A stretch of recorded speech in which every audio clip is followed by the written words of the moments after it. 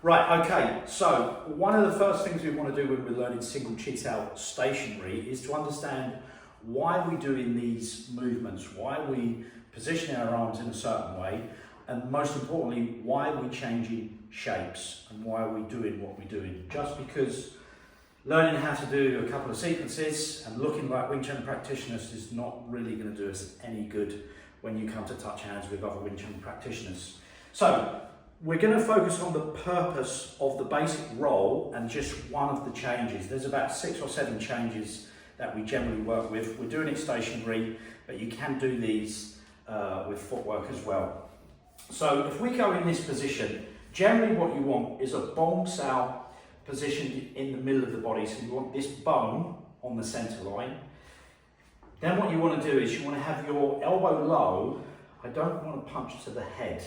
That defeats the object of what we're trying to achieve. And what we're trying to achieve is stick. Some kind of feeling and having your shapes work to protect the body because it's less mobile.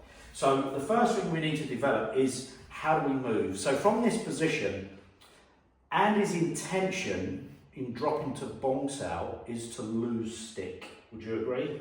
Yeah.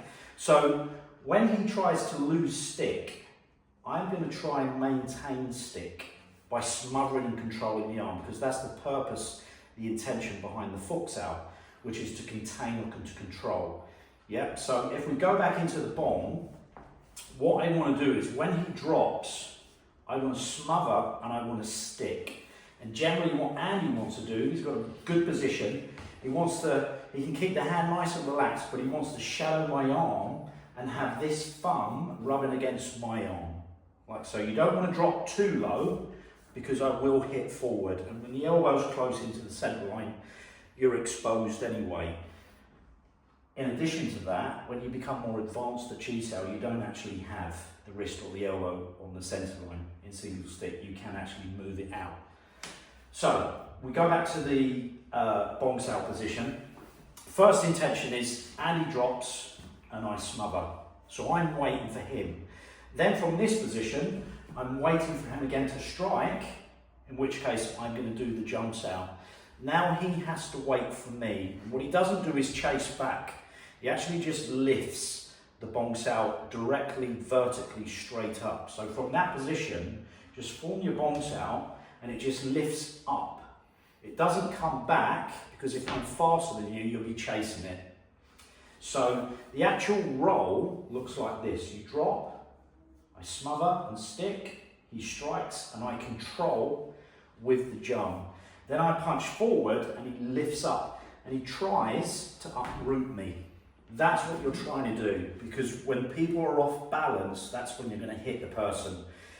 And that's a concept that you're going to take into double stick. But you're going to learn some concepts, a lot of important concepts in single stick.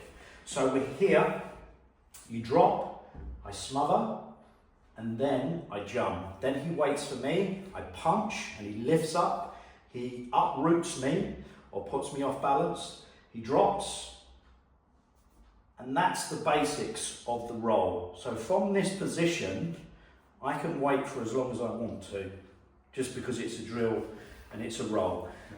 So that's the first thing you're going to learn in single stick, is who moves when, who's initiating a movement. Your intention is to break the stick, and my intention is to keep the stick, but I'm waiting for him. So that's the basics of the roll. So we'll leave it there on just the roll before we go into the next concept.